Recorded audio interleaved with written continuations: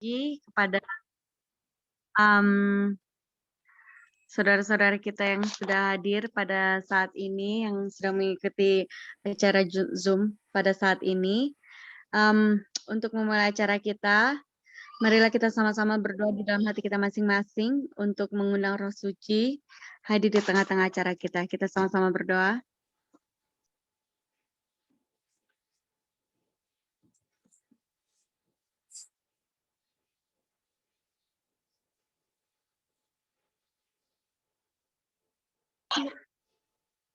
Sebagai lagu pembukaan, saya mengundang Bapak Lloyd untuk lagu pembukaannya.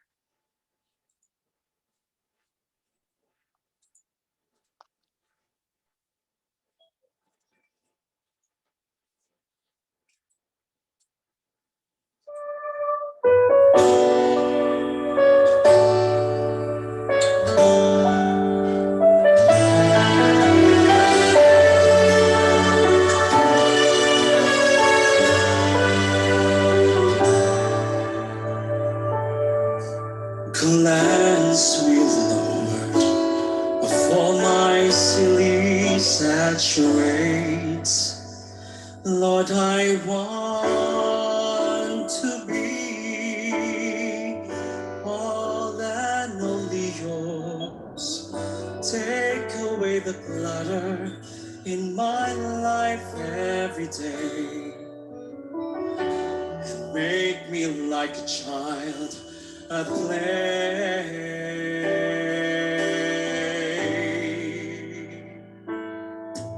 When the time comes, I want him to know me. When the time comes, I wanna be there. When the time comes, I wanna be ready. When Jesus comes to take me home.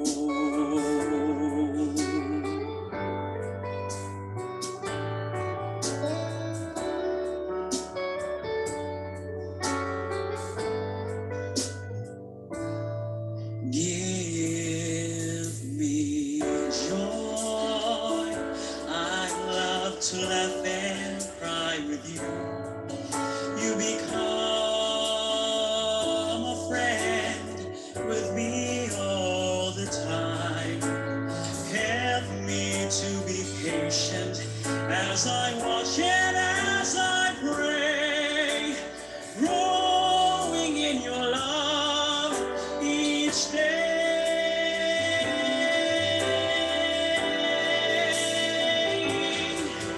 When the time comes, I want him to know me. When the time comes, I wanna be there. When the time comes, I wanna be ready.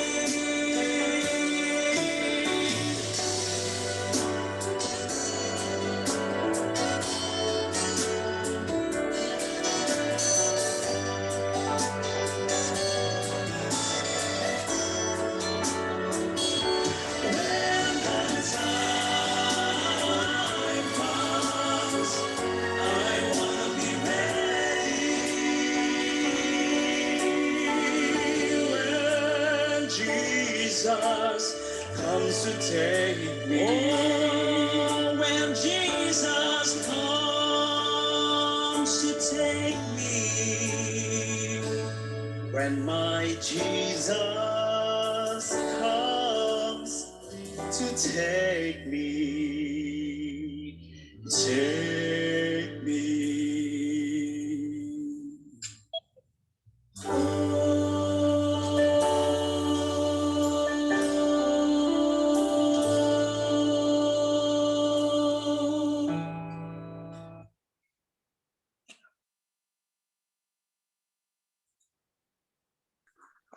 Terima kasih. Sebagai doa pembukaan pada saat ini. Siapa Bang Lloyd? Oke. Baiklah kita berdoa. Bapa kami surga, kami terima kasih atas berkat-Mu pada sore hari ini di Amerika, di Colorado, dan juga pagi hari di Indonesia. Kami merasa dapat berkat yang indah, di mana pada kesempatan yang indah ini kami boleh berkumpul bersama-sama untuk belajar secara interaktif Alkitab yang Tuhan telah berikan melalui pendeta Milton Pardosi. Tolong Bapak berkati acara ini melalui peralatan-peralatan dan juga perangkat-perangkat yang digunakan, dan juga berikan juga roh suci kepada pembicara kita yang sangat kami tunggu-tunggu, boleh menjadi bagian kami berkat untuk mempersiapkan kami di akhir zaman yang tidak lama lagi Tuhan akan datang. Tuhan berkati saudara-saudara kami yang hadir pada kesempatan ini dari Amerika ataupun di Indonesia dan dari manapun berada. Tolong berikan berkat yang indah, kesehatan jasmani di dalam suasana COVID-19 yang tidak menentu ini. Terutama saudara kami yang dari Indonesia pada saat ini sedang meningkat COVID-19 ini. Tuhan adalah pemilik dunia ini, pencipta dunia ini, dan mengatur segala sesuatu rencana ke depan untuk nubuatan yang akan berjalan ke depan. Kami tidak tahu, kami memang setan berusaha menjatuhkan kami, tapi kami dengan yakin kami boleh mengalahkan pergumulan kami ini. Satu kali kelak nanti Tuhan datang, kami boleh berkumpul di rumah-Mu, di mana tidak ada sakit langit dan penyakit. Bapak, berkati acara ini dengan baik, ampun dosa kami yang banyak, di dalam nama Yesus kami berdoa. Amin. Amin. Sekali lagi saya mengucapkan selamat datang kepada kita semua yang sudah hadir pada acara Zoom sore hari ini di Amerika dan pagi hari di Indonesia pada saat ini ya. Topik pembahasan kita pada saat ini adalah karakteristik iman di akhir zaman ya. Jadi seperti biasanya kita akan mendengarkan firman Tuhan dulu. Nanti di akhir dari acara ini akan ada jawab bila yang mau bertanya ya. Jadi silakan tanya pertanyaannya nanti di akhir acara selesai dari renung bawakan. Baiklah, untuk memperkenalkan pembicara kita pada saat ini, saya mengundang Bapak Lloyd Morgan. Terima kasih Ibu Joyce Halim sebagai MC. Kita tahu Ibu Joyce Halim ini anaknya 5, jadi dia terganggu, tapi dia sangat antusias untuk untuk membantu The Soul Ministry USA. Jadi saudara, The Soul Ministry ini berasal dari Denver, Colorado. Salah satu ministry ini tiba-tiba muncul karena pada waktu 1 tahun yang lalu saya kena COVID, jadi tiba-tiba saya bermimpi apa yang harus saya buat ministry ini. Jadi kita jadi tiba-tiba muncul dalam perjalanan ini sehingga membuat saya merasa lebih confident bagaimana banyak umat-umat Tuhan yang haus akan kebenaran ini. Baiklah saudara, kami sangat bersyukur mempunyai pembicara yang sangat spesial. Beliau ini orang yang sangat baik hati, rendah hati, dan pintar. Nah inilah pendeta Milton Torman Pardosi. Beliau ini saya tahu dari karena kakaknya beliau ini adalah kakak kelas saya di Selapur, di Prodadi, jadi satu angkatan yang jadi Unai.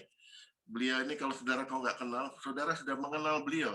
Dia adalah salah satu dekan Fakultas Filsafat pada mulai. Jadi kita perkenalkan dulu.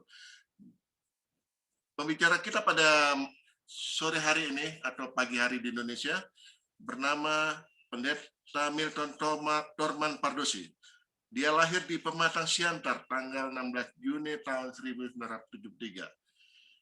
Beliau menikah dengan Boris Simbolon, Ibu Juwita Magister Manajemen di Jakarta tanggal 6 Desember tahun 1998, dan beliau dikaruniakan seorang putri bernama Michelle Sabat Tamia Pardosi yang sudah menyelesaikan sarjana akuntansi dari UNAI tahun 2020 dan sudah bekerja di Jakarta sementara mengambil master dalam ilmu manajemen di UNAI.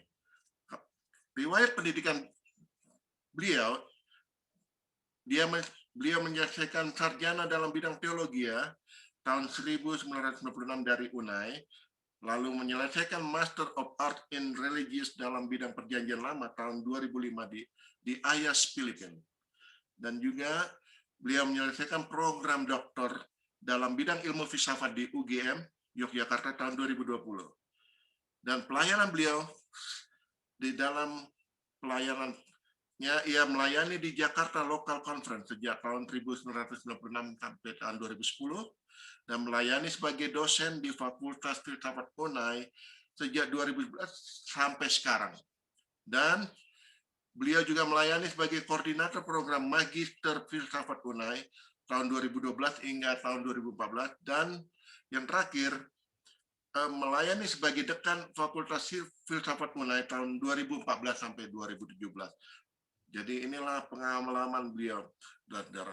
Kalau sebelum kita masuk kepada pembahasan yang akan beliau katakan, mungkin kita melihat judulnya sangat menarik, saudara. Jadi bagaimana di dalam akhir zaman ini karakteristik iman kita di akhir zaman ini akan kelihatan di dalam konsep yang akan dibahas oleh pembicara kita pada sore hari ini dan pagi hari ini, dialah bagaimana karakter imam itu perlu menghadapi bagaimana sifat-sifat Babilonia kita kita akan alami saat ini dan juga sejak zaman dahulu, dan kita tidak sadar bahwa kita akan sudah seperti seorang Babilonia.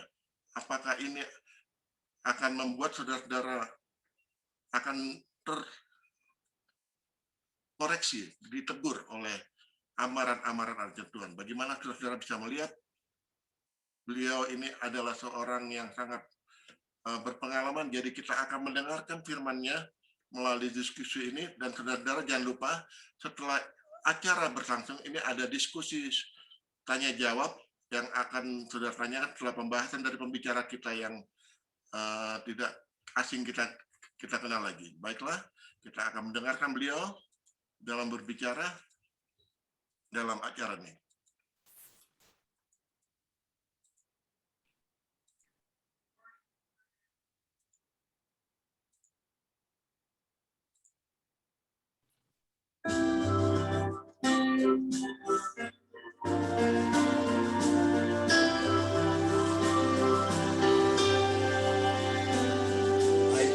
Voice of Jesus calling, I answer yes, I will go. I see the need of people crying, my answer is I will go. I want to share the message of love, share the blessed hope. But if I get discouraged, I call to Jesus' help, because I have decided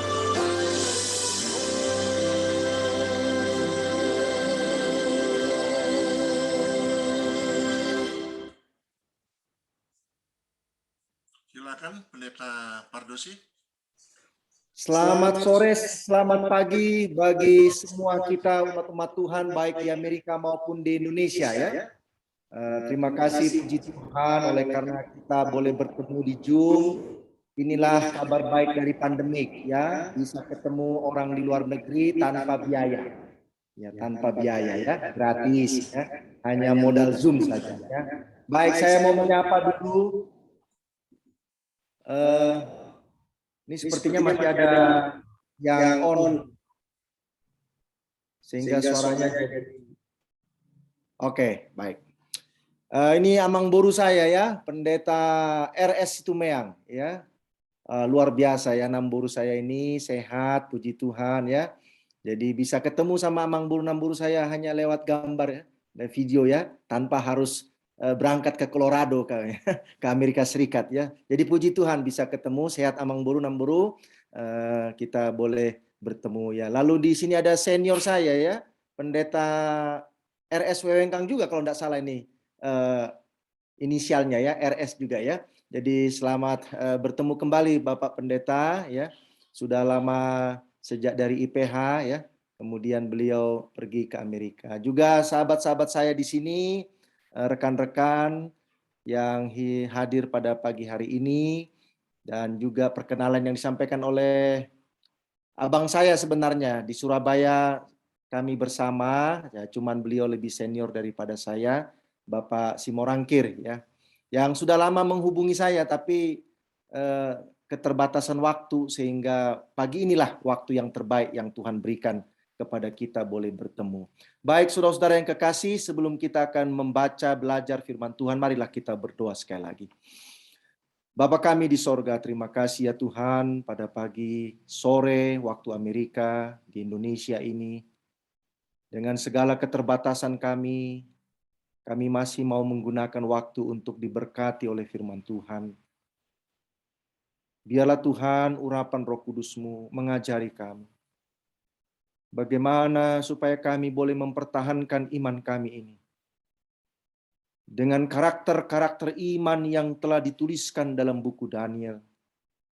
Sehingga seperti Daniel, Hanaya, Misael, Asaria, mereka bertahan seumur hidup mereka meskipun mengalami bahaya-bahaya.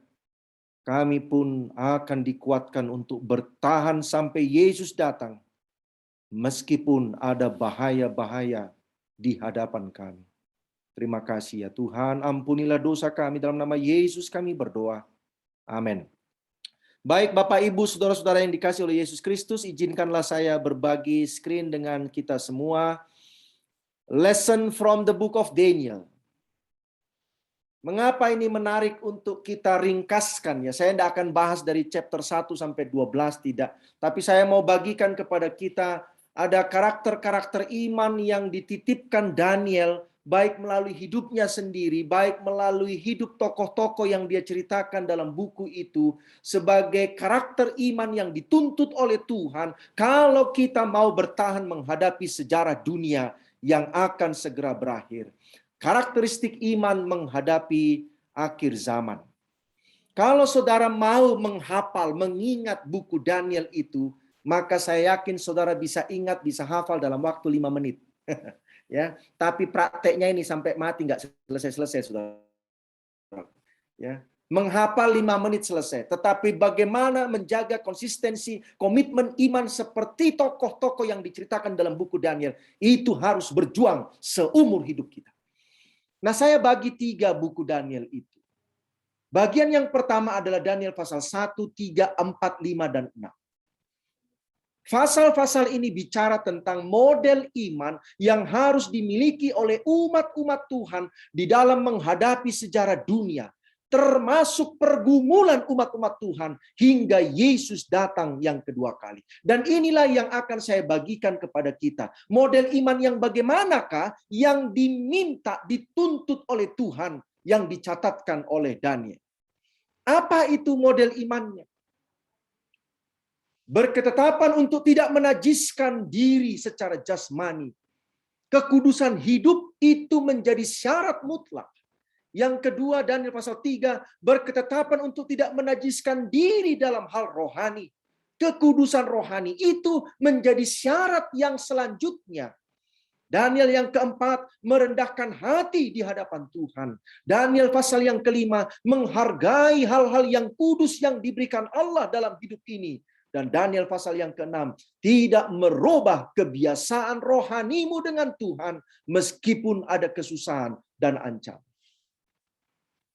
Inilah yang diajarkan, dicatatkan oleh Daniel. Sehingga Daniel sendiri, Hanaya, Misael, Asaria, ada tokoh di sana Nebukadnezar. Ada tokoh di sana Belshazzar. Bagaimana mereka ini harus menjaga 5 poin penting dalam karakter iman orang-orang yang mau bertahan sampai di akhir zaman. Kekudusan hidup jasmani, kekudusan hidup rohani, merendahkan hati di hadapan Tuhan, menghargai hal-hal yang kudus yang Tuhan berikan kepada kita, dan tidak merubah kebiasaan rohani kita dengan Tuhan, meskipun kita menghadapi ancaman. Dia seperti lingkaran, saudara-saudara, saling terkait satu dengan yang lain. Paulus katakan, biarlah roh, jiwa, dan tubuhmu tidak bercacat sampai kedatangan Yesus yang kedua kali. Roh, jiwa, dan tubuh ini menyangkut 5 aspek ini, saudara-saudara. Kekudusan hidup, kekudusan rohani, merendahkan hati di hadapan Tuhan, menghargai hal-hal yang kudus, dan tidak merubah kebiasaan kita dengan Tuhan kita.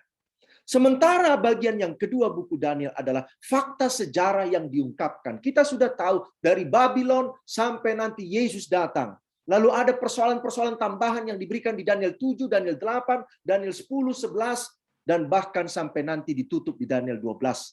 Daniel 2, Babylon sampai Yesus datang. Daniel 7, Babylon sampai Yesus datang. Tetapi Daniel menambahkan ada pergumulan umat Tuhan karena munculnya tanduk kecil. Daniel 8, dari cerita yang sama, Daniel 2 dan Daniel 7. Tetapi loncat langsung kepada kisah Medo-Persia, domba jantan itu. Tetapi Daniel menyisipkan peristiwa penting di dalam sejarah dunia ini. 2300 petang dan pagi, masa penghakiman. Kemudian loncat ke Daniel 10. Inilah peristiwa khusus bagaimana Tuhan bergumul, Mikael bergumul dengan raja-raja Persia untuk mengizinkan bangsa Israel pulang ke Yerusalem. Daniel pasal 11 bicara secara khusus tentang kerajaan Yunani dan juga kerajaan Roma. Lalu ditambahkan lagi di dalam penjelasan tentang pergumulan umat-umat Tuhan menghadapi kerajaan Roma kekafiran dan kerajaan kekristenan kepausan. Lalu Daniel pasal yang ke-12, sejarah dunia disimpulkan oleh Daniel. Akan datangnya masa kesusahan yang besar, dan itu dalam buku Wahyu disebut dengan 7 malapetaka, atau yang kita kenal dengan masa kesusahan Yakub. Itulah bagian yang kedua. Intinya dari Babylon sampai Yesus datang. Mudah saja mengingatnya ini. Namun, ada satu pasal yang menjadi sangat penting dalam buku Daniel. Apa itu? Daniel pasal ke-9.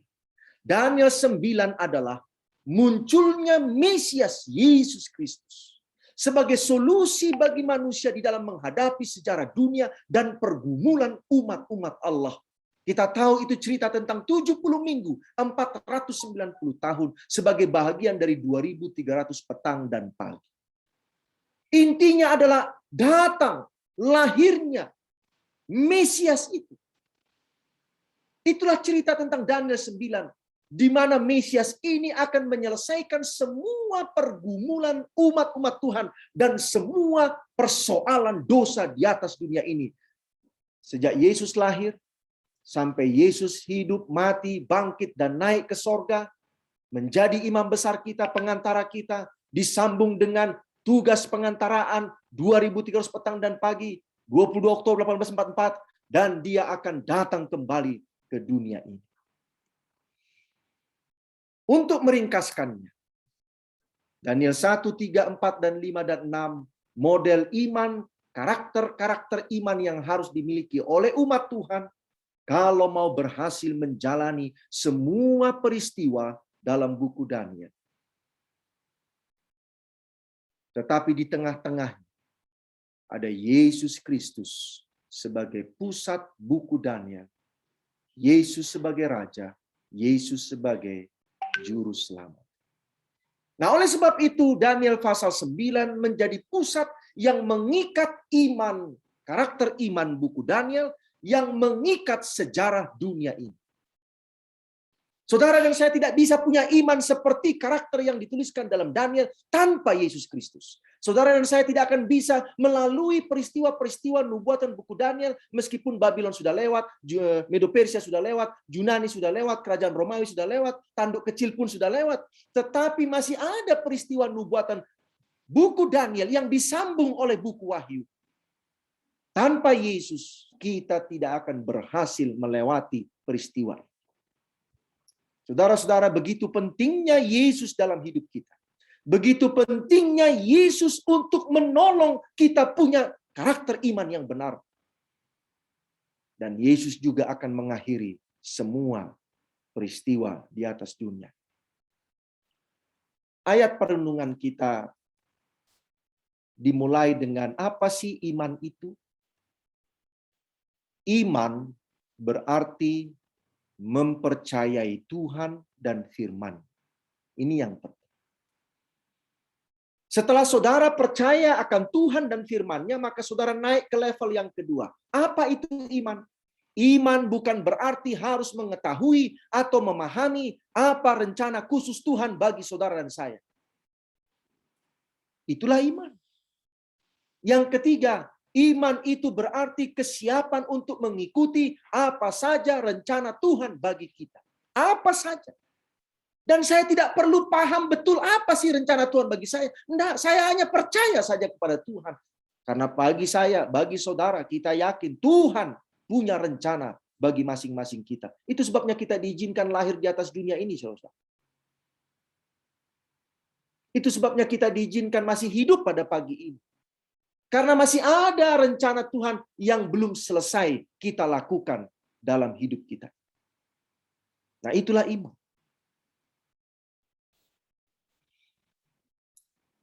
Kejadian 39 ayat 9, ayat-ayat penting sebelum nanti kita masuk ke buku Daniel sendiri. Bagaimana mungkin aku melakukan kejahatan yang besar ini dan berbuat dosa terhadap Allah? Jika seandainya seluruh umat-umat Tuhan punya prinsip seperti Yusuf ini bukan hanya masalah hukum ketujuh, tidak. Ini semua aspek kehidupan kita. Bagaimana mungkin aku melakukan kejahatan yang besar ini dan berbuat dosa terhadap Allah? Demikian juga dengan yang dikatakan oleh Daud ketika dia ditegur oleh Nathan. Aku telah berdosa terhadap Allah. Daud tidak katakan aku telah berdosa kepada Betsheba, aku telah berdosa kepada Uria. Tidak. Daud katakan aku telah berdosa terhadap Allah. Apapun yang kita lakukan di dunia ini, saudara, kita sedang menyakiti hati Tuhan. Bukan sekedar menyakiti hati manusia. Karena pada akhirnya dosa itu adalah melanggar hukum Allah. Kisah 5 ayat 29, Petrus berkata, kita harus lebih taat kepada Allah daripada kepada manusia. Dan ini tema yang berulang-ulang dari sejak buku Kejadian setelah manusia jatuh dalam dosa sampai nanti waktu Yesus datang yang kedua kali. Kita harus, umat-umat yang dikasihi Yesus Kristus, hafal ayat ini, tanamkan ini dalam hati pikiran kita. Kita harus lebih taat kepada Allah daripada kepada manusia. Apapun resikonya. Termasuk kepada pemimpin-pemimpin gereja. Kalau pemimpin gereja sudah tidak taat kepada Allah, maka kita harus tetap taat kepada Allah. Karena pada akhirnya keselamatan itu datang dari Allah, bukan pemimpin gereja. Roma 8 ayat 18. Sebab aku yakin bahwa penderitaan zaman sekarang ini tidak dapat dibandingkan. Inilah pengharapan itu. Penderitaan zaman sekarang ini tidak dapat dibandingkan dengan kemuliaan yang akan dinyatakan kepada kita. Saudara-saudaraku, kita sedang menghadapi pandemi COVID-19. Di Indonesia sekarang sudah mulai naik dan mulai naik. Kemarin 21.000. Tetapi ada pengharapan yang Paulus katakan, bahwa penderitaan zaman sekarang ini tidak dapat dibandingkan dengan kemuliaan yang akan dinyatakan oleh Bapa kepada kita waktu Yesus Kristus datang yang kedua. Mari kita bertahan, mari kita bersabar, karena kemuliaan itu begitu dahsyat, indah disiapkan Tuhan. Pada akhirnya Yesus berkata, sebagai challenge bagi kita. Aku berkata kepadamu, Ia akan membenarkan mereka. Akan tetapi jika Anak Manusia datang, adakah Ia mendapati iman di bumi? Adakah Ia mendapati iman di dalam gereja Masehi Advent hari ke-7? Adakah Dia mendapati iman di dalam diri para pendeta gereja Masehi Advent hari ke-7? Dan saudara tinggal tambahkan saja di mana Yesus akan mendapati iman itu. Adakah Yesus mendapati iman di dalam rumah kita nanti? Biarlah kita jawab secara pribadi kepada Tuhan. Ada sebuah kisah yang terjadi di Antioquia di masa yang lalu. Seorang anak gadis yang bernama Theodora dan kekasihnya yang bernama Didimus. Theodora adalah seorang anak gadis yang memilih untuk tetap setia menyembah kepada Yesus Kristus. Tetapi oleh karena Antioquia dikuasai oleh kerajaan Romawi, maka kerajaan Romawi, gubernur Antioquia, memaksa semua orang untuk menyembah dewa-dewa orang Roma, bahkan mempersembahkan binatang-binatang haram kepada dewa orang Roma. Theodora menolak. Dia tidak mau menyembah kepada dewa orang Romawi. Dia ditangkap oleh gubernur Antioquia. Dia dicambuk oleh gubernur Antioquia. Tetapi Theodora tetap tidak mundur dari imannya. Dia akan tetap menyembah kepada Yesus Kristus. Pacarnya bernama Didimus mencoba membujuk Theodora agar Theodora menyangkal sekali saja imannya kepada Yesus, agar Theodora bisa dilepaskan dan mereka boleh bersama-sama. Theodora tetap menolak. Akhirnya Theodora setelah mendapatkan cambukan, maka dia dipenjara. Didimus mencari akal bagaimana saya bisa bertemu dengan kekasihku di dalam penjara. Akhirnya Didimus menemukan satu cara. Dia menyamar sebagai tentara sehingga dia boleh masuk ke dalam penjara. Lalu Didimus menyamar sebagai tentara. Dia masuk ke dalam penjara dan dia boleh berbicara bertemu dengan kekasihnya Theodora.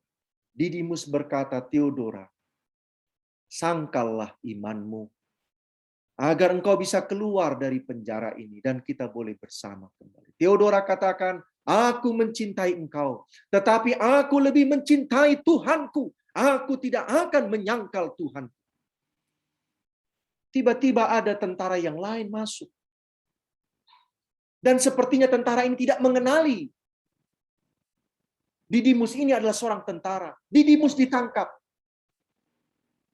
Dan ketahuanlah bahwa Didimus bukan tentara. Dan dia juga dijebloskan dalam penjara. Didimus mulai memperhatikan kesetiaan dari Theodora ini. Didimus pun ditanya, apakah engkau mau menyembah dewa orang Roma? Didimus berkata, aku tidak mau menyembah dewa orang Roma. Theodora terkesan dengan bagaimana Didimus merubah imannya sekarang. Sekarang dia tidak lagi membujuk Theodora untuk menyangkal imannya, tetapi justru Didimus menjadi kuat di dalam iman. Dalam kisah itu, saudara-saudaraku, kedua orang muda ini pada akhirnya mereka harus dihukum mati. Dan setelah jenazahnya mereka dihukum mati, jenazahnya dibakar. Saudaraku, bagaimana mereka ini bisa bertahan seperti ini? Kalau di sini ada generasi milenial, bagaimana engkau bisa bertahan seperti ini? Sepasang kekasih, tetapi mereka bertahan meskipun harus mengalami hukuman mati dan dibakar, tetapi mereka tetap bertahan.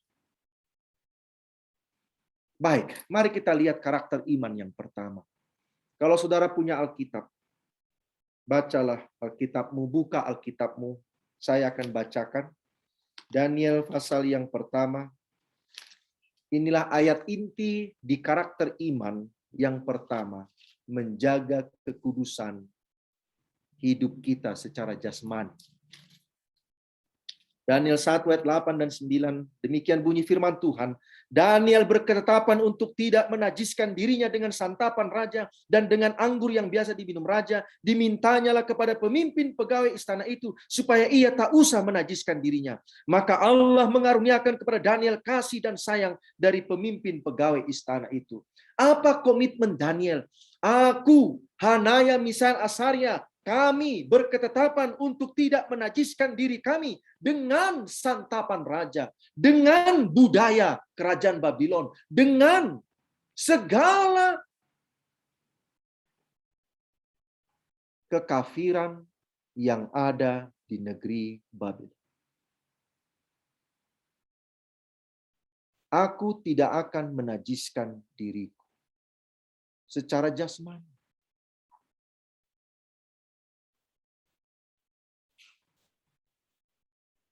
Bagaimana caranya menajiskan diri secara jasmani dalam konteks Daniel? Baik melalui makanan minuman, melalui budaya, ilmu Babylon.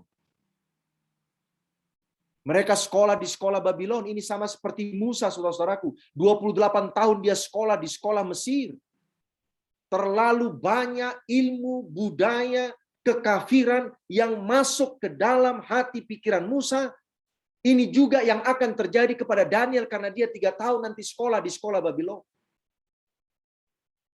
Tetapi Daniel sudah mematok, membuat benteng yang jelas. Aku tidak akan menajiskan diriku. Kalau orang-orang tua mungkin ini sudah tidak jadi masalah. Tetapi bagi generasi muda, ini menjadi masalah sekarang. Orang-orang muda dalam gereja Advent ini menghadapi masalah dengan makanan minuman, menghadapi masalah dengan budaya-budaya dunia sekarang ini yang bisa diakses kapanpun, dimanapun, selama 24 jam.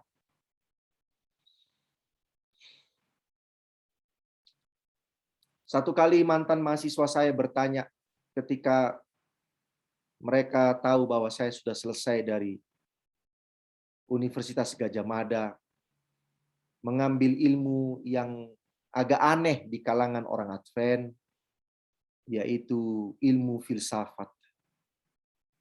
Yang konon beritanya filsafat itu adalah ilmu di atas segala ilmu. Saya bingung juga bagaimana ini ilmu di atas segala ilmu. Karena semua ilmu yang ada itu adalah dari filsafat datang.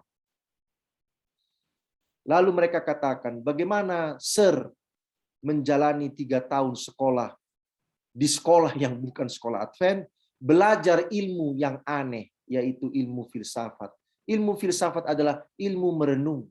Semakin kuat kau merenung, mudah-mudahan dapat kesimpulan. Ya, kalau nggak kuat merenung, miringlah dia. Itulah ilmu filsafat. Jadi saya katakan memang selama 3 tahun, saya memang harus membaca buku-buku itu.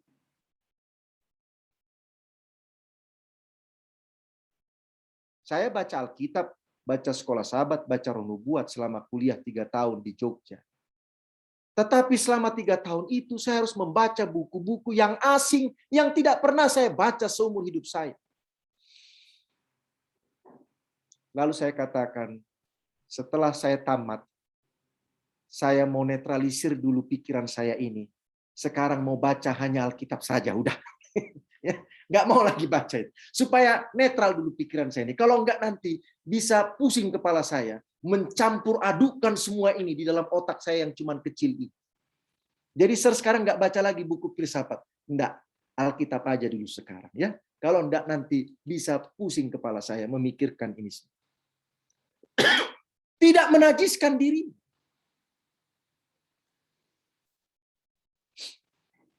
Bagaimana caranya ini masuk? Ada telinga kita, ada mata, ada mulut.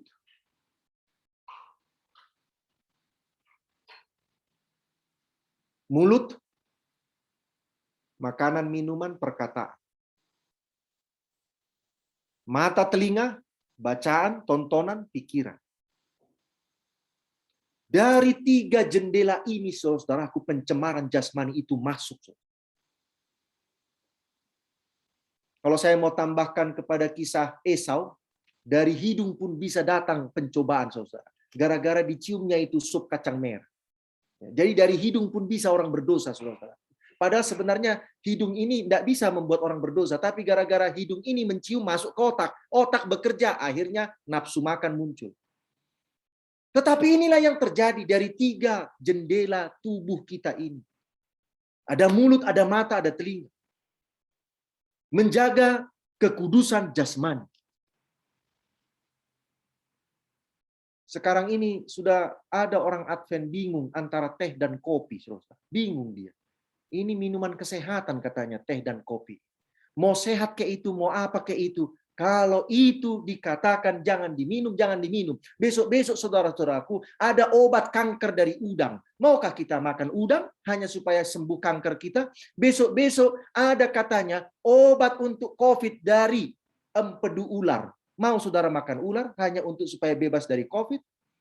Aku tidak menajiskan diriku, titik. Ya tapi kalau gitu kita akan mati, pendeta. Mati di dalam keselamatan lebih indah daripada sekedar kita bertahan hidup, tetapi kita sengaja memasukkan itu. Kita tahu itu berbahaya dan dilarang oleh Tuhan. Isu yang kedua adalah kekudusan rohani. Dan ini akan masuk nanti dalam Wahyu pasal 13, tanda binatang. Proses yang sama. Daniel 3, 17, 18. Ayat inti dari Daniel 3, 17, 18. Sebuah komitmen, ketegasan, sikap dari seorang yang punya iman yang benar. Apa itu? Jika Allah kami yang kami puja sanggup melepaskan kami, maka Ia akan melepaskan kami dari perapian yang menyala-nyala itu dan dari tangan-Mu ya Raja. Tetapi seandainya tidak, hendaklah Tuanku mengetahui ya Raja, bahwa kami tidak akan memuja dewa Tuanku dan tidak akan menyembah patung emas yang Tuanku dirikan. Ada 2, kami tidak akan menyembah patung emas, kami tidak akan menyembah dewa Tuanku. Apapun yang terjadi, tidak. Masuk dapur api, tidak, kami tidak akan menyembah. Dipanaskan 7 kali, tidak, kami tidak akan menyembah. Ada statement yang luar biasa yang diucapkan oleh Hanaya Mishael Azaria. Apa itu? Kami tahu bahwa Tuhan kami sanggup melepaskan kami, tapi jika tidak, mereka tidak memaksa Tuhan untuk melepaskan mereka. Saudara-saudara, terkadang kita ini memaksa Tuhan untuk melepaskan kita. Nah, iman yang benar adalah iman yang ikut apa rencana Tuhan. Hanaya Mishael Azaria tidak tahu akan lepas atau tidak, tetapi mereka tahu Tuhan sanggup melepaskan. Tetapi kalaupun mati di dalam dapur api itu, jalan. Tuhan tahu mana yang terbaik. Ya puji Tuhan, Hanaya Mishael Azaria lepas dari dapur api. Tetapi kalau saudara baca kisah dalam Alkitab, banyak nabi-nabi yang justru mati, saudara. Oleh karena iman mereka. Aku tahu Tuhan sanggup melepaskan saya. Tapi kalaupun tidak, kelepasan itu adalah hak prerogatif Tuhan. Apakah Dia akan lepaskan kita atau tidak? Sementara nanti kita akan menghadapi tanda binatang. Itu adalah hak prerogatif Tuhan untuk melepaskan kita atau tidak. Tetapi kita bisa klaim janji Tuhan. Kita akan dibangkitkan waktu Yesus datang. Kalau kita mau bertahan. Tidak menyembah dewa, patung emas, yang Tuanku dirikan. Kita tahu ini terkait kepada hukum yang kedua. Wahyu 13 akan menjadi tantangan besar menjelang penutupan sejarah dunia. Prosesnya sama. Boleh saja akan ada api lagi di sana. Boleh saja. Atau model-model penganiayaan yang lain. Tetapi kelepasan itu Tuhan yang tahu. Dan Tuhan akan memberikan upah. Mereka tidak merasa pasti apakah mereka akan keluar dari perapian atau tidak. Andai kata mereka merasa pasti akan kelepasan mereka, jawaban mereka bisa disalah tafsirkan sebagai kesombongan rohani. Kenapa? Nah, kalau kita tiba-tiba gosong semua yang 3 orang ini di dalam dapur api, apa Nebukadnezar nggak akan ketawa dia? Katanya sanggup melepaskan, ternyata gosongnya orang 3 ini. Mananya Tuhanmu itu? Menjadi apa, saudara? Olok-olok kepada Tuhan. Itu sebabnya mereka katakan, kami tahu Tuhan sanggup. Tetapi kalaupun kami harus mati di dalam dapur api, kami tidak akan menyerah. Puji Tuhan. Selamat atau tidak, mereka berketetapan untuk tidak menyembah patung emas. Komitmen rohani. Komitmen jasmani, masuk komitmen rohani. Yang ketiga, merendahkan hati di hadapan Tuhan. Daniel pasal yang keempat, ayat yang ke-37. Daniel 4, ayat yang ke-37. Jadi sekarang aku Nebukadnezar memuji, meninggikan, memuliakan Raja Sorga, yang segala perbuatannya adalah benar dan jalan-jalannya adalah adil, dan yang sanggup merendahkan mereka yang berlaku congkak. Kita tahu ceritanya Nebukadnezar begitu sombong dengan berkata, bukankah ini kerajaan yang aku bangun itu? Padahal Tuhan yang memberikan kerajaan Babylon. Tuhan yang memberikan Yerusalem untuk ditaklukkan oleh Babylon. Tuhan yang memberikan kerajaan-kerajaan yang lain untuk ditaklukkan oleh Babylon. Sekarang dia berkata, bukankah ini kerajaan yang aku bangun? Saudara-saudara, berhati-hati dengan berkat yang Tuhan berikan kepada kita. Seringkali kita menjadi sombong di hadapan Tuhan. Dan berkata, bukankah ini adalah harta yang aku cari? Bukankah ini rumah gedung, rumah mewah yang aku cari kerja siang dan malam?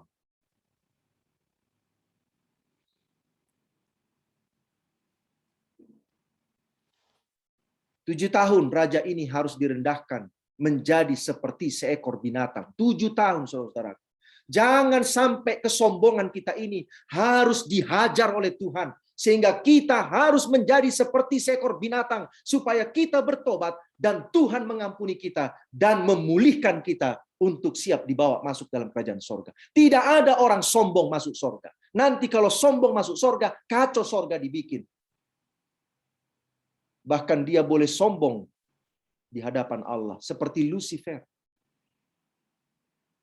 Apa manfaat mimpi ini diberikan kepada Nebukadnezar? Karena peristiwa itu 1 tahun kemudian baru digenapi. Karena 1 tahun tidak dimanfaatkan Nebukadnezar untuk bertobat, merendahkan hati. Tetapi semakin sombong dan semakin sombong, melakukan kejahatan semakin besar dan semakin besar. Padahal sudah ada amaran datang kepada dia. Daniel 4 ayat yang ke-17. Daniel berkata, ini adalah amaran bagi Tuhan. The dream function as a warning to the king. Amaran untuk merendahkan hati. Saudara-saudara, banyak peristiwa di dunia ini yang kita tidak sadar, sebenarnya itu adalah amaran bagi kita untuk rendahkan hati di hadapan Tuhan. Itu amaran, saudara. Tapi kadang-kadang kita lihat itu sebagai penderitaan. Nah, ini salah lagi kita. Itu amaran, tapi kita lihat sebagai hukuman. Bukan. Ini amaran bagi kita. Sudah dekat, sudah dekat. Mari bertobat, rendahkan hati di hadapan Tuhan. Yang kedua, ayat yang ke-27. Mimpi itu Daniel katakan, bertobatlah Raja Nebukadnezar. A calling to repent. Amaran, panggilan untuk bertobat. Dan yang ketiga, peristiwa Nebukadnezar menjadi seperti seekor binatang. The dream became a great lesson of humility. Sebagai pelajaran yang besar tentang kerendahan hati untuk mengakui Tuhan sebagai sumber kekuatan dan sumber kemakmuran. Apa yang kita mau sombongkan di dunia ini sehingga kita berani sombong di hadapan Tuhan? Dalam semalam, raja itu, raja yang besar di masanya, menjadi seperti seekor binatang. Puji Tuhan. Meskipun Nebukadnezar menjadi seperti seekor binatang, tidak ada singa yang dekat-dekat sama dia, saudara. Bisa Anda bayangkan kalau singa dekat-dekat sama Nebukadnezar, habis kawan ini, habis. Tetapi Tuhan melindungi Nebukadnezar ini. 7 tahun jadi seperti seekor binatang. Tetapi Tuhan pagari hidupnya supaya tidak ada yang menyentuh dia di alam bebas sana di hutan. Saudara-saudaraku, ketika kita mungkin menjalani proses untuk diubahkan, disucikan oleh Tuhan ini, mungkin kita akan mengalami banyak kesusahan, penderitaan. Tapi ingat, tubuh kita ini, hidup kita ini dipagari oleh Tuhan. Karena Tuhan mengasihi kita. Karena Dia ingin kita diselamatkan. Seperti Tuhan ingin menyelamatkan Nebukadnezar. Itu sebabnya 7 tahun hidupnya dipagari oleh kuasa Tuhan. Tidak ada yang menyentuh dia. Manusia entah binatang-binatang buas. Yang kelima, menghargai hal-hal yang kudus yang Tuhan berikan. Kisah ini tentang Belsasar berpesta mabuk-mabukan tetapi menggunakan barang-barang, perabotan-perabotan kudus yang diambil oleh Nebukadnezar dari bait suci Yerusalem. Nebukadnezar meletakkan perabotan itu di rumah dewa orang Babylon. Itulah tempat kudus yang menurut Nebukadnezar layak bagi perabotan kudus dari Yerusalem. Tetapi Belsasar menggunakannya untuk pesta kemabukan. Tuhan marah. Tuhan marah. Barang perkakas rumah Allah yang sudah diasingkan hanya untuk upacara Ka'bah digunakan untuk mabuk-mabukan. Jangan pernah bermain-main dengan hal-hal yang kudus yang Tuhan titipkan dalam hidup kita. Kalau saudara baca ayat 22-24, persoalan daripada Belsasar ini adalah persoalan kita sekarang. Apa? Tidak merendahkan diri. Yang kedua, meninggikan diri terhadap yang berkuasa di sorga. Yang ketiga, menggunakan perkakas rumah Allah untuk hal yang tidak kudus. Yang keempat, memuji dewa-dewa dari perak, emas, tembaga, besi, kayu, batu, yang tidak bisa melihat, tidak bisa mendengar, tidak mengetahui. Dan tidak Tuanku muliakan Allah yang menggenggam nafas Tuhan. Apakah ini menjadi isu umat Tuhan di zaman akhir? Ya, saudara. Sama saja. Sama. Daniel catatkan ini supaya jadi amaran bagi kita. A great lesson, a calling to repent. Apa yang kudus yang diberikan Tuhan kepada kita? Yang pertama, hari Sabat. Jangan bermain-main dengan kekudusan hari Sabat. Apalagi sekarang kita ini sudah COVID, saudara. Gereja di rumah. Kadang gereja, kadang enggak. Di gereja fisik terlambat. Di gereja Zoom lebih terlambat. Padahal dia sudah tidak perlu lagi apa? Transportasi. Tidak perlu lagi waktu untuk perjalanan. Tinggal buka komputer, buka HP, buka TV, selesai persoalan. Itu pun terlambat. Jadi mau dibawa kemana kita ini? Apa ada nanti yang menyusul ke sorga terlambat? Oh maaf dulu, terlambat kawan ini masuk sorga. Ayo, masuk. Nggak ada, saudara-saudara. Semua yang masuk sorga itu on time masuknya. Nggak ada yang nyusul-nyusul. Sekarang kita ibadah online, hari Sabat, Zoom. Di atas pakai jas, pakai dasi, di bawah celana pendek. Bingung juga kita ini. Bagaimana kita ini menghadap Tuhan model seperti ini sekarang. Sambil ibadah, sambil snack. Apa kita sedang nonton bioskop ini? Ibadah sambil snack. Saya nggak tahu di Amerika apa terjadi atau bagaimana enggak. Tapi di Indonesia ada yang begitu katanya. Sambil ibadah dia sambil makan-makan. Ini seperti nonton bioskop kita ini. Yang kedua, perpuluhan. Perpuluhan. Berhati-hati, saudara-saudara. Itu adalah milik Tuhan. Oh, tapi pendeta organisasi sudah salah gunakan itu perpuluhan. Mau salah atau tidak, Tuhan akan meluruskan itu nanti dengan orang yang sudah salah menggunakan itu. Tetapi kewajiban kita harus kembalikan itu ke rumah Tuhan. Bukan dipakai sesuka hati pikiran kita. Itu kudus, saudara-saudara. Kudus. Kalaupun hamba-hamba Tuhan salah menggunakan perpuluhan ini untuk dirinya, biarlah Tuhan menjadi hakim untuk hamba-hamba Tuhan. Bukan kita jadi hakim untuk hamba-hamba Tuhan. Nah, ini sekarang banyak persoalan tentang perpuluhan. Mau tahan perpuluhan, mau simpan perpuluhan, mau pakai perpuluhan menjadi bantuan kepada tempat-tempat lain. Seolah-olah kita dewa yang mau menolong orang lain. Tidak. Perpuluhan kembalikan kepada Tuhan. Kalau saudara mau tolong orang lain, gunakan berkat yang sisa. Itu kudus. Itu sebabnya disebut dengan persembahan persepuluhan kudus bagi Tuhan. Yang ketiga, tubuh kita ini. Tubuh kita ini kudus, sudah dibeli. Darah yang mahal, darah Yesus Kristus. Tapi ada saja orang Advent yang mentato tubuhnya, nggak tahu kenapa. Kalau memang Tuhan rasa bagus kita ini, saudara-saudara, ada tato bunga mawar di tangan kita ini, sejak lahir sudah dikasih Tuhan tato itu. Supaya cantik gambarnya, lebih bagus, alamiah. Minuman keras dan lain sebagainya saya tidak perlu bahas. Tetapi itulah kekudusan tubuh ini yang harus dijaga. Saudara. Hidup. Adakah orang Advent yang masih pergi ke dukun? Kita sendiri yang jawab ya. Saya tidak mau menghakimi. Tapi ada saudara orang Advent ke dukun. Orang muda, seks bebas dan lain sebagainya. LGBT, aduh pusing lagi kepala ini melihat LGBT. Hak asasi dibawa-bawa.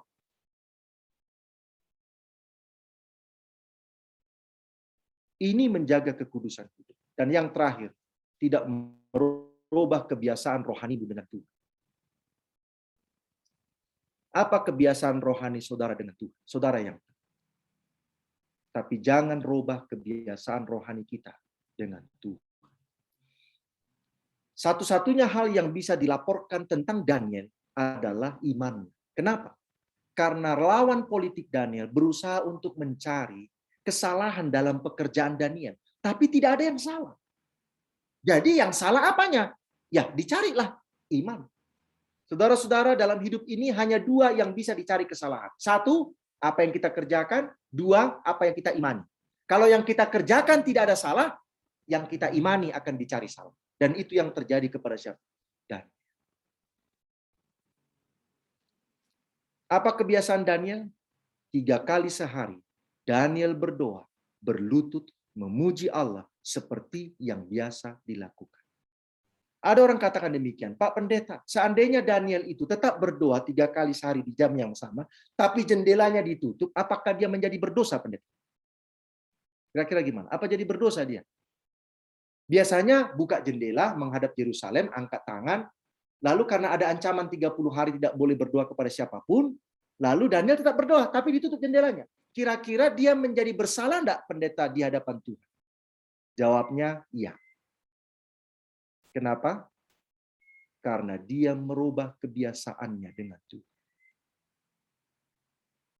Lawan politiknya akan berkata Daniel munafik. Ketika mendapat ancaman, ternyata dia tidak berani menunjukkan imannya.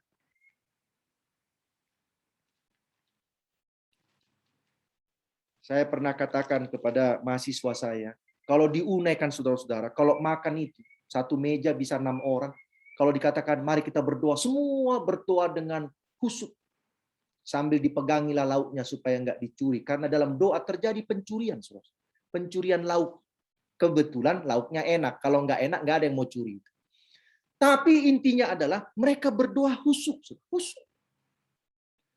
Tetapi ketika mahasiswa ini turun ke Bandung beramai-ramai, lalu makan di sebuah tempat makan di mall, mereka katakan berdoa masing-masing ya.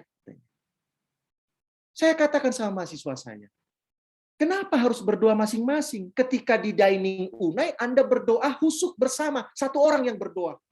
Semua tunduk kepala berdoa. Tapi kenapa di mall Anda berkata doa masing-masing? Apa ada yang mengancam saudara di mall supaya tidak boleh berdoa bersama 5-6 orang? Tidak ada, Sir. Terus kenapa berdoa masing-masing? Saya tidak minta saudara berdoa di mall sambil bertelut. Anda boleh bayangkan, kalau tiba-tiba kita makan di restoran, mari kita bertelut. Kan jadi bingung juga orang, kenapa orang ini bertelut? Ini orang Farisi atau bagaimana? Tidak. Tetapi kita bisa berdoa bersama. Belum ada pedang, saudara. Belum ada ancaman kematian. Tetapi sudah merubah kebiasaan hanya gara-gara berdoa di tempat umum karena kita mau makan. Berdoa menghadap Yerusalem itu biasa. Dan itu kebiasaan orang Israel di zaman itu. Kemana saja mereka pergi, selalu kiblatnya ke Yerusalem. Jangan pernah rubah kebiasaanmu dengan Tuhan. Tetapi rubahlah kebiasaanmu dengan setan. Kitalah yang tahu apa kebiasaan kita dengan setan. Kalau ada, ya mudah-mudahan nggak ada. Mudah-mudahan. Jangan. Tapi jangan rubah kebiasaan kita dengan Tuhan. Baik, inilah ringkasan karakter iman. Kekudusan hidup jasmani, kekudusan hidup rohani, Rendahkan hati di hadapan Tuhan. Menghargai hal-hal yang kudus yang Tuhan berikan dalam hidup kita. Dan jangan rubah kebiasaan kita dengan Tuhan. Semakin dekat engkau kepada Yesus, semakin jelas salahmu. Engkau lihat sendiri. Karena pandanganmu semakin jelas dan kekurang sempurnaanmu akan jelas sekali berbeda dengan keadaan yang sempurna itu. Inilah bukti bahwa tipu daya setan telah kehilangan kuasa. Karena kuasa Roh Allah sudah menggerakkan. Apa intinya? Dekatlah, semakin dekat dengan Yesus Kristus. Maka semakin terlihatlah semua noda hidup kita. Iman yang benar fokus pada Yesus, sementara Roh Kudus menolong, mengarahkan iman itu terus memandang kepada Yesus Kristus. Iman yang benar menolak dosa, melepaskan beban kehidupan dan menghasilkan buah roh. Inilah yang disebut dengan pertempuran iman. Iman yang dimurnikan. Rahasia menang Wahyu 14 yang penting di sini ialah ketekunan orang-orang kudus. Ketekunan yang menuruti perintah Allah dan iman kepada Yesus Kristus. Untuk dapat bertahan dalam ujian yang dihadapi, umat-umat Tuhan harus mengerti kehendak Allah sebagaimana dinyatakan dalam firman-Nya. Hanya mereka yang telah membentengi pikirannya dengan kebenaran Alkitab akan bertahan melewati pertentangan besar terakhir. Hanya siapa, saudara-saudara? Menuruti hukum Allah dan iman kepada Yesus Kristus. Mereka yang membentengi pikiran mereka. Dengan apa? Dengan Alkitab. Di luar itu, tidak bisa. Saya tutup dengan kisah Polikarpus. Polikarpus ini adalah murid Yohanes yang kekasih. Artinya apa? Dia mendengarkan langsung dari sumber yang terpercaya tentang Yesus dan keselamatan. Yohanes kekasih menjadi murid yang spesial di antara 12 murid bersama dengan Petrus dan Yakobus. Banyak peristiwa-peristiwa yang tidak dilihat oleh 9 murid yang lain, tetapi dilihat oleh Yohanes, Yakobus, dan Petrus. Polikarpus mendapatkan privilege untuk belajar keselamatan dari murid yang terdekat dengan Yesus. Namun Polikarpus ini, dia adalah bapak gereja di gereja Smyrna, sekitar abad yang kedua. Oleh karena kerajaan Romawi berkuasa, maka ceritanya sama seperti tadi Theodora dan Didymus. Polikarpus dipaksa untuk menyangkal imannya, meninggalkan Yesus Kristus. Kalau tidak, maka dia akan dihukum mati, dibakar. Namun Polikarpus bertahan di dalam imannya. Dengan iman yang teguh, Polikarpus kembali menyatakan kepada Kaisar Romawi, karena dia dibawa ke kota Roma. Dia tidak akan menyembah Kaisar, menyembah dewa orang Roma. Akhirnya Polikarpus ini dibakar hidup-hidup. Tetapi ada satu statement yang saya mau kita renungkan seumur hidup kita sampai Yesus datang.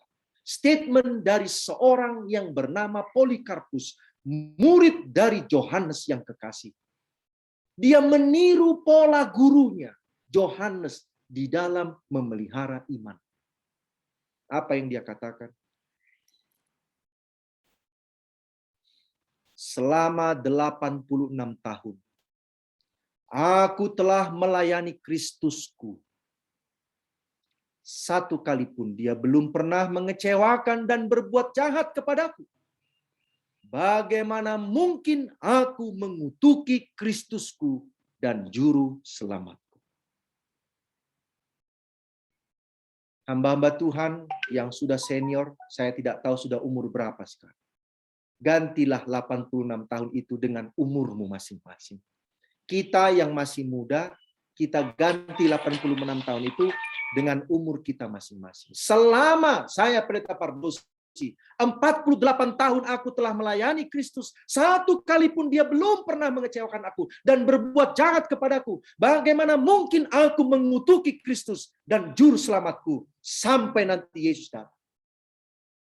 Kiranya Tuhan memberkati kita semuanya. Amin. Amin. Amin.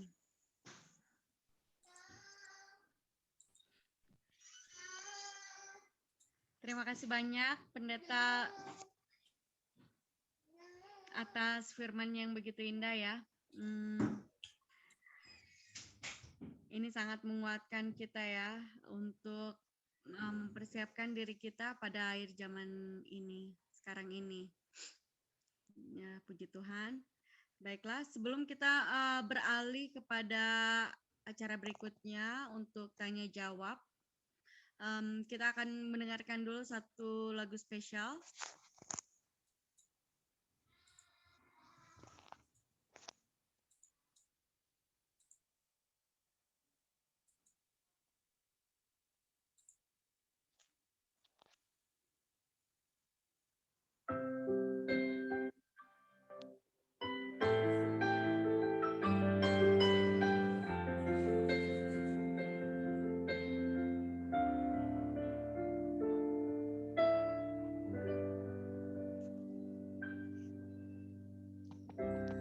Kuatkanlah hatimu, lewati setiap persoalan. Tuhan Yesus selalu menopangmu. Jangan berhenti harap padanya. Tuhan pasti sanggup, tangannya takkan terlambat untuk mengangkatmu. Tuhan pasti sanggup, percayalah, Dia tak tinggalkanmu.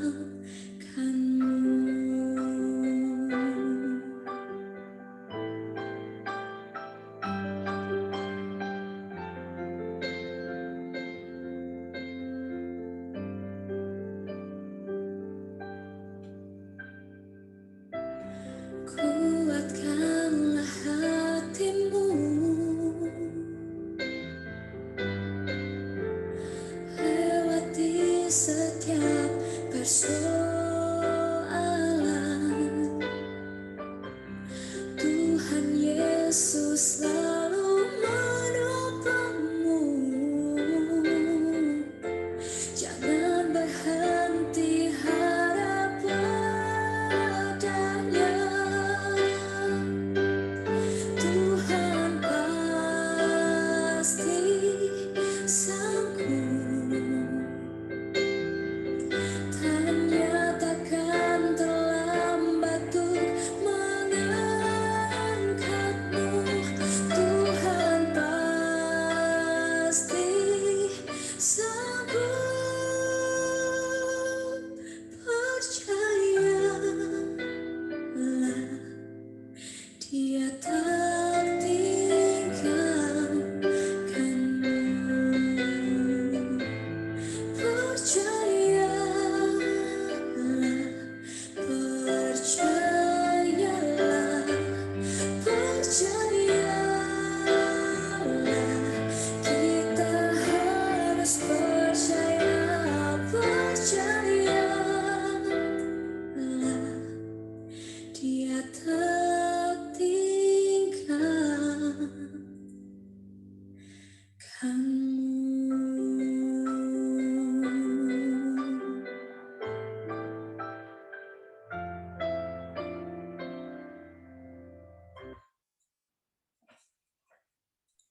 Amin. Amin. Sekarang tibalah waktunya kita akan tanya jawab yang akan dipimpin oleh moderator kita ya. Saya persilakan. Terima kasih. Sangat menguatkan, sangat menantang. Bagaimana kelihatannya kita anggap enteng seperti saya lihat poin tadi, ke gereja sudah online, nggak pakai kendaraan, terlambat lagi, pakai baju jas di bawah celana kolor katanya. Wah, apakah saudara-saudara sadar nih dengan jadi contohnya seperti tadi dikatakan kopi sama teh, oh itu buat obat. Sangat sering kita di dalam kehidupan kita sehari-hari mengalami hal-hal seperti itu. Kelihatannya sepele, tetapi anggaplah dianggap enteng Tuhan itu. Bagaimana saudara? Silakan saudara yang ingin bertanya, silakan angkat tangan untuk membahas pelajaran yang baru saja kita dengar dengan Pendeta Milton. Kami undang saudara untuk bertanya. Silakan, saudara. Ada mungkin yang mau bertanya? Silakan di-unmute kalau sudah. Ya, mungkin ada pertanyaan. Jadi saya lihat ini Bapak orang muda kita nih, Bapak Febri Pardosi mau bertanya kali. Silakan Bapak Pardosi. Ada mungkin pertanyaan? Jadi pendeta, sebelum saya akan buka pertanyaan ini, kira-kira pendeta, apakah ini tanda-tanda zaman ini dengan sengaja memang setan bekerja keras atau memang kita yang memanjakan, mau diatur sama setan? Kira-kira, apakah kita sudah setia memberikan perpuluhan, sudah datang ke gereja, apakah ini sudah cukup kira-kira pendeta? Jadi ini belum dianiaya, ini masih COVID, masih ada tantangan yang lain, kita nggak tahu. Apalagi opung di sini, opung situ moyang ini sudah lebih berpengalaman dari kami semua. Mungkin lebih banyak makan asam garamnya mungkin pendeta. Bagaimana kira-kira pendeta ini? Kalau menghadapi, soalnya manusia ini kita tidak bisa baca, bermuka dua karakter tadi seperti yang dikatakan ada 5. Jadi kita ada di zaman Babilonia, zaman sekarang, bukan zaman seperti yang dahulu. Terima kasih pendeta. Yang lainnya silakan bertanya, mungkin ada di screen. Di sini silakan. Mungkin ada yang malu, silakan tulis di chat. Silakan, saudara. Baiklah, pendeta, silakan pendeta. Oke, baik. Terima kasih ya, supaya kita boleh memahami apa yang terjadi di masa-masa terakhir ini sampai nanti Yesus datang. Penderitaan itu, pergumulan, kesusahan, akan terjadi ketika kita mau berbeda dengan dunia. Kalau kita mau sama dengan dunia, setan gak akan ganggu kita, saudara-saudara. Yang lebih parah ini begini, belum diganggu pun kawan ini, sudah berdosa kawan ini. Jadi nggak usah kita habiskan tenaga untuk kawan ini, katanya. Tapi kalau yang diganggu nggak berdosa, ini tenaga dikeluarkan besar-besaran untuk menghantam umat-umat Tuhan yang seperti ini modelnya. Tapi kalau yang belum diganggu pun sudah berdosa, maka setan katakan, nggak usah habis energi kita mengganggu kawan ini. Ya, nggak diganggu pun berdosa kawan ini, ya kan? Jadi itu luar biasa itu kan. Ya, tapi jangan sampai kita model begitu. Jadi semakin kita mau dekat dengan Yesus, maka semakin gelisahlah setan. Semakin gelisah dia. Dan dia akan usahakan, karena setan ini tidak mau dibakar sendirian, saudara-saudara. Inilah persoalan setan ini. Dia nggak mau sendirian mati di api neraka. Dia pengen ada temannya. Siapa temannya? Ya kita lah. Katanya kan, ya saudara lah. Masa saudara mau tinggalkan saya? Kan sama-sama ya kita makan buah itu di Taman Eden. Katanya kan begitu. Kan dimakan itu buah itu sama ular itu, saudara-saudara. Menurut Roh Nubuat. Artinya apa, saudara-saudara? Kita tidak cari penderitaan, tidak. Kita tidak cari kesusahan, tidak. Tetapi semakin dekat kita dengan Yesus, ada pihak yang tidak senang. Tetapi Yesus akan buat proteksi untuk kita. Ya seperti cerita Ayub itu. Orang benar di zamannya, di negerinya. Orang yang saleh, ada yang terganggu. Siapa yang terganggu? Ini Lucifer ini. Datanglah dia memohon kepada Tuhan. Ya jelaslah imannya tinggi, kaya. Siapa juga nggak mau beriman sama kau kalau kayanya dia. Datang Tuhan, oke, teslah. Tes, tapi jangan cabut nyawa ya. Tes saja, tes. Ambil semua hartanya, boleh ambil. Sudah diambil semua. Masih setia juga, pusing lagi nih. Jadi saudara-saudaraku, meskipun kita sudah dihantam setan, tetap setia, dia nggak berhenti. Bagaimana supaya kawan ini mati, selesai. Apa kata Lucifer? Saudara sudah tahu ceritanya. Tuhan, ya masih ada juga orang beriman kalau badannya belum disentuh, masih sehat-sehat dia kan, masih bisa cari uang dia. Jadi apa maumu? Saya mau hantam badannya. Boleh, tapi jangan ambil nyawanya, karena itu hak saya. Dihantam badannya. Goyang sahabat kita ini, Ayub ini. Enggak, pusinglah dia. Tapi Tuhan katakan, stop. Sudah selesai urusanmu dengan Ayub. Ingat, Tuhan akan katakan sama setan, stop, jangan kau sentuh lagi umatku ini. Karena saya sudah izinkan kau menyentuh dia. Dan dia tetap setia sama saya. Selesai urusanmu. Mundur. Mundur setan. Mundur. Sekarang siapa yang masuk? Tuhan yang masuk. Haleluya, puji Tuhan. Itulah hidup kita ini, saudaraku. Ya, satu saat Tuhan akan katakan sama setan, mundur kau dari contoh pendeta Stumia. Sudah selesai kau bermain-main dengan hamba Tuhan ini.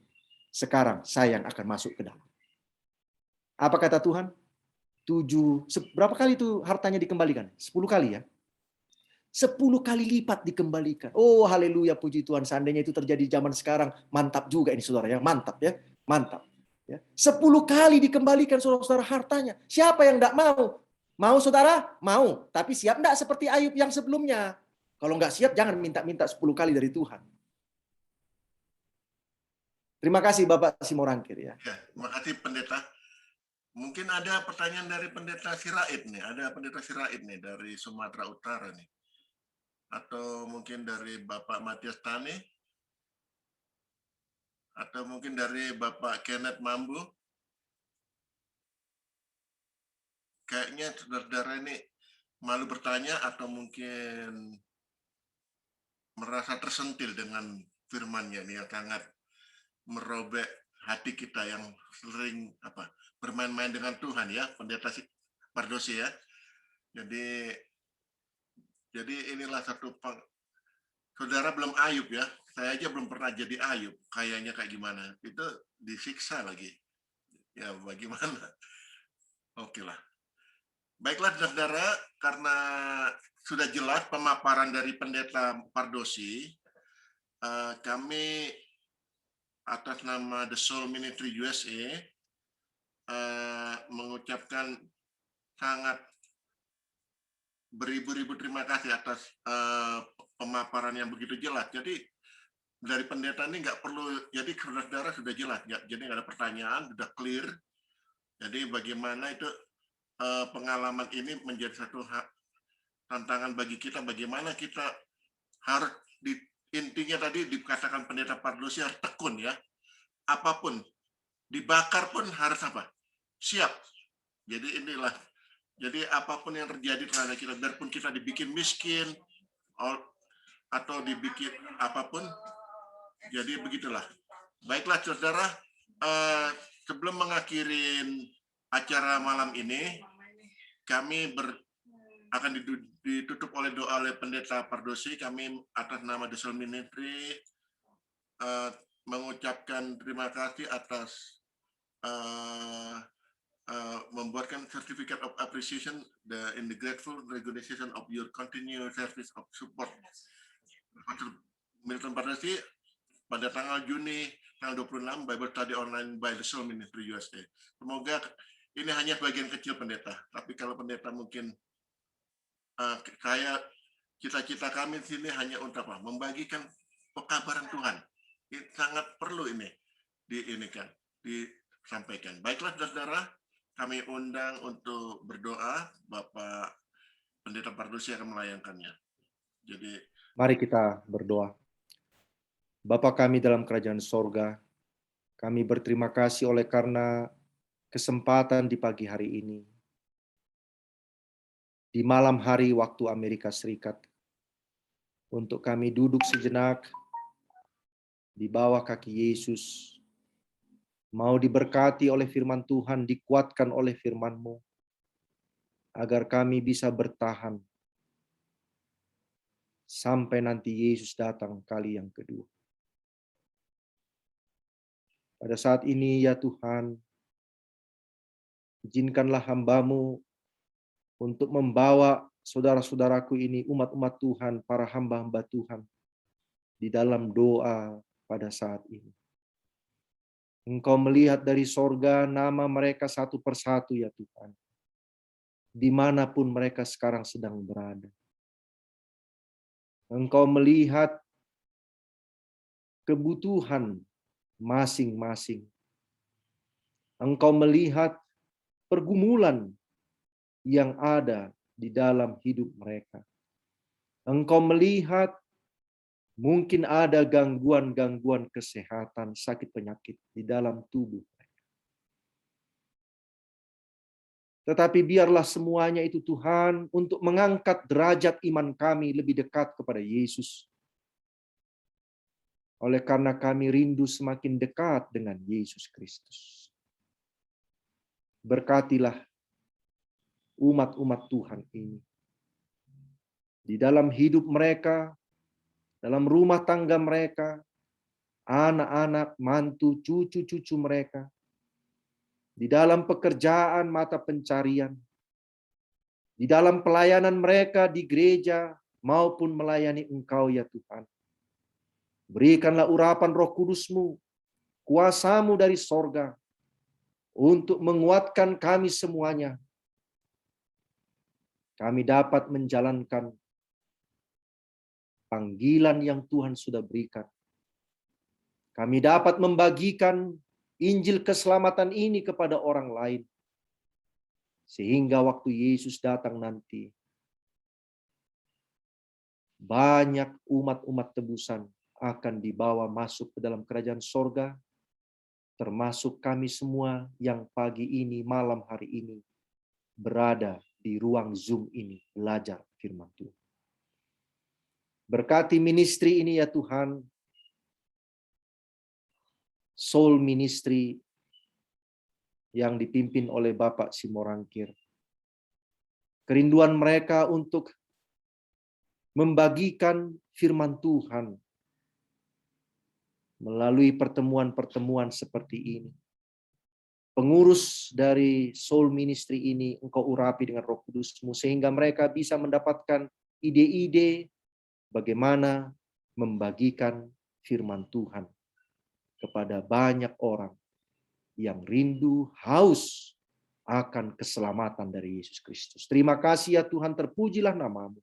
Ampunilah dosa kami. Dalam nama Yesus kami berdoa.